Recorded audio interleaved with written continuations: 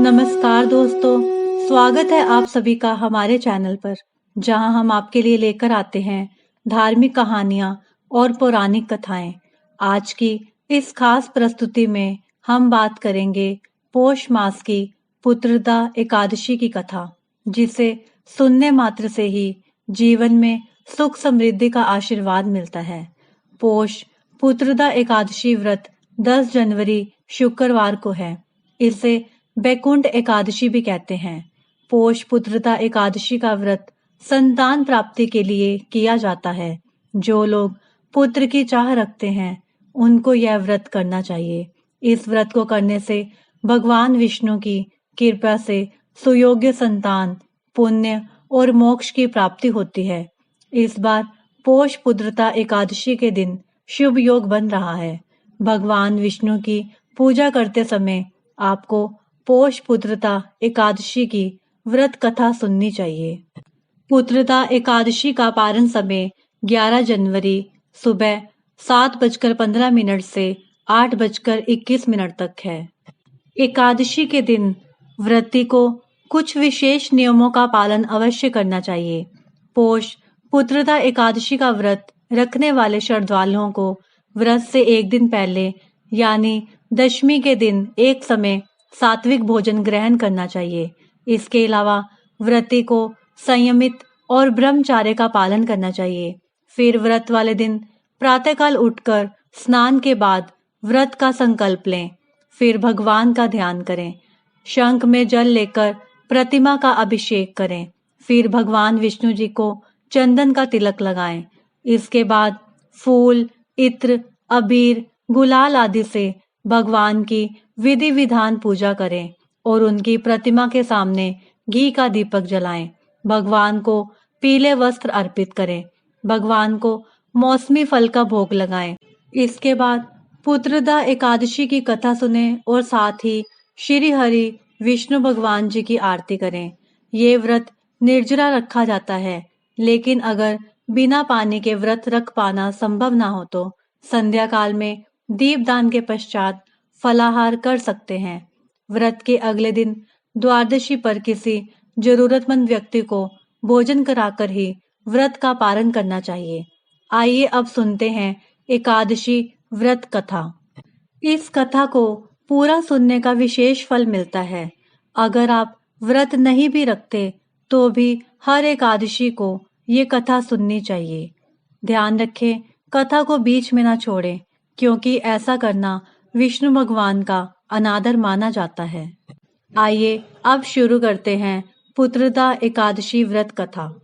महाराज युधिष्ठिर ने पूछा, हे भगवान, आपने सफला एकादशी का महात्म बताकर बड़ी कृपा की। अब कृपा करके यह बतलाइए कि पौष शुक्ल एकादशी का क्या नाम है, उसकी विधि क्या है और उसमें कौन से देवता का पूजन किया जाता है। भक्तवत्सल भगवान श्री कृष्ण बोले, हे राजन, इस एकादशी का नाम पुत्रदा एकादशी है। इसमें भी नारायण भगवान की पूजा की जाती है। इस चर और अचर संसार में पुत्रदा एकादशी के व्रत के समान दूसरा कोई व्रत नहीं है। इसके पुण्य से मनुष्य तपस्वी, विद्वान और लक्ष्मीवान होता है। इसकी मैं एक कथा कहता हूँ, सो तुम ध्यान पूर्वक सुनो। भद्रावती नामक नगरी में सुकेतुमान नाम का एक राजा राज्य करता था। उसके कोई पुत्र नहीं था। उसकी स्त्री का नाम शैव्या था। वह निपुत्री होने के कारण सदैव चिंतित रहा करती थी। राजा के पितर भी रो रो कर पिंड लिया करते थे और सोचा करते थे कि इसके बाद हमको कौन पिंड देगा। राजा का भाई बांधव धन, हाथी, घोड़े, राज्य और मंत्री, इन सब में से किसी से भी संतोष नहीं होता था।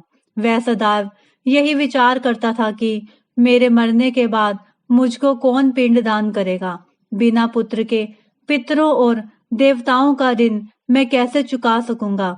जिस घर में पुत्र ना हो उस घर में सदैव अंधेरा ही रहता है। इसलिए पुत्र उत्पत्ति के लिए प्रयत्न करना चाहिए। श्री हरि विष्णु की जय। जिस मनुष्य ने पुत्र का मुख देखा है वह धन्य है। उसको इस लोक में यश और परलोक में शांति मिलती है, अर्थात उनके दोनों लोक सुधर जाते हैं। पूर्व जन्म के कर्म से ही इस जन्म में पुत्र धन आदि प्राप्त होते हैं। राजा इसी प्रकार रात दिन चिंता में लगा रहता था। एक समय तो राजा ने अपने शरीर को त्याग देने का निश्चय किया, परंतु आत्मघात को महान पाप समझकर उसने ऐसा नहीं किया। एक दिन राजा ऐसा ही विचार करता हुआ अपने घोड़े पर चढ़कर वन को चल दिया तथा पक्षियों और वृक्षों को देखने लगा। उसने देखा कि वन में मृग, सुअर, सिंह, बंदर, सर्प आदि सब भ्रमण कर रहे हैं। हाथी अपने बच्चों और हथनियों के बीच घूम रहा है। इस वन में कहीं तो गीदड़ अपने कर्कश स्वर में बोल रहे हैं, कहीं उल्लू ध्वनि कर रहे हैं। वन के दृश्यों को देखकर राजा सोच विचार में लग गया। इसी प्रकार आधा दिन बीत गया। वह सोचने लगा, मैंने कई यज्ञ किए, ब्राह्मणों को स्वादिष्ट भोजन से तृप्त किया, फिर भी मुझको दुख प्राप्त हुआ। क्यों? राजा प्यास के मारे अत्यंत दुखी हो गया और पानी की तलाश में इधर उधर फिरने लगा। थोड़ी दूरी पर राजा ने एक सरोवर देखा। उस सरोवर में कमल खिले थे तथा सारस, हंस, मगरमच्छ आदि विहार कर रहे। उस सरोवर के चारों तरफ मुनियों के आश्रम बने हुए थे। उसी समय राजा के दाहिने अंग फड़कने लगे। राजा शुभ शकुन समझकर घोड़े से उतरकर मुनियों को दंडवत प्रणाम करके बैठ गया। राजा को देखकर मुनियों ने कहा, हे राजन, हम तुमसे अत्यंत प्रसन्न हैं। तुम्हारी क्या इच्छा है, सो कहो। राजा ने पूछा, महाराज आप कौन हैं और किस लिए यहाँ आए हैं? कृपया करके बताइए। मुनि कहने लगे, हे राजन, आज संतान देने वाली पुत्रदा एकादशी है। हम लोग विश्वदेव हैं और इस सरोवर में स्नान करने के लिए आए हैं।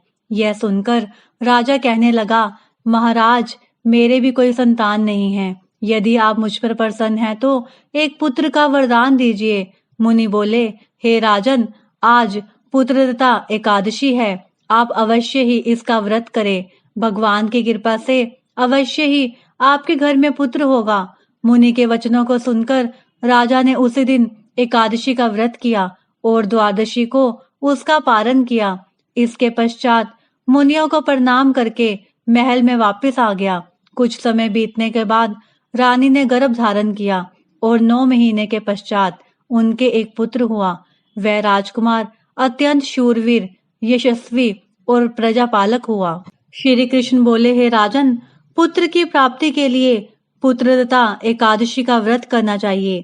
जो मनुष्य इस महात्म्य को पढ़ता है या सुनता है, उसे अंत में स्वर्ग की प्राप्ति होती है। आशा करते हैं आपको यह एकादशी की व्रत कथा अच्छी लगी होगी। यदि हाँ, तो आप हमारे चैनल को सब्सक्राइब करें, वीडियो को लाइक करें और अधिक से अधिक शेयर करें। भगवान विष्णु से प्रार्थना है वे आप सभी पर अपनी कृपा बनाए रखें। अगले सप्ताह फिर मिलेंगे एक और पवित्र कथा के साथ। तब के लिए धन्यवाद और जय श्री विष्णु।